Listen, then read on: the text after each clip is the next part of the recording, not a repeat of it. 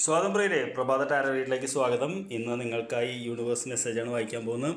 ഏത് കാർഡുകൾ എടുക്കണം എന്നുള്ളതാണ്. തീർച്ചയായിട്ടും ഈ കാർഡ് വെച്ച് ഇന്ന് വായിക്കണം എന്നാണ് വിചാരിക്കുന്നത്. അപ്പോൾ എന്താണ് ഇന്ന് ഈ കാർഡിൽ നമുക്ക് പറയാനുള്ളത് എന്ന് നമുക്ക് നോക്കാം. Give me a second.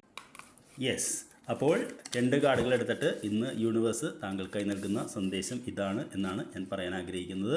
അപ്പോൾ വളരെ സ്പെഷ്യൽ റീഡായിരിക്കണം. എന്താണ് നമുക്ക് നോക്കാം. ആദ്യത്തെ കാർഡിലെ സന്ദേശം എന്താണെന്ന് നോക്കട്ടെ. വളരെ മനോഹരമായിട്ടുള്ള കാർഡാണ്. ഷീൽഡ് മെയ്ഡൻ എന്ന് പറയുന്ന കാർഡാണ്. മേക്ക് പ്ലാൻസ് ആൻഡ് ഫോക്കസ് എന്നുള്ളതാണ്. അതായത് ഇന്നത്തെ ദിവസം താങ്കളോട് യൂണിവേഴ്സ് ആഗ്രഹിക്കുന്നത് ചില കാര്യങ്ങളിൽ ഇന്ന് എന്താ പറയുക, ചില പദ്ധതികൾ ആവിഷ്കരിക്കണം, ചില കാര്യങ്ങളിൽ ഫോക്കസ് ചെയ്യണം എന്നുള്ളതാണ്. അപ്പോൾ കഴിഞ്ഞ കുറച്ച് നാളുകളായി എന്തെങ്കിലും കാര്യങ്ങൾ പദ്ധതികൾ പ്ലാൻ ചെയ്യാതെ മാറ്റി വയ്ക്കുന്നുണ്ടെങ്കിൽ ഇന്ന് അതിന് സമയം കണ്ടെത്തണം എന്നാണ് യൂണിവേഴ്സ് ആഗ്രഹിക്കുന്നത്.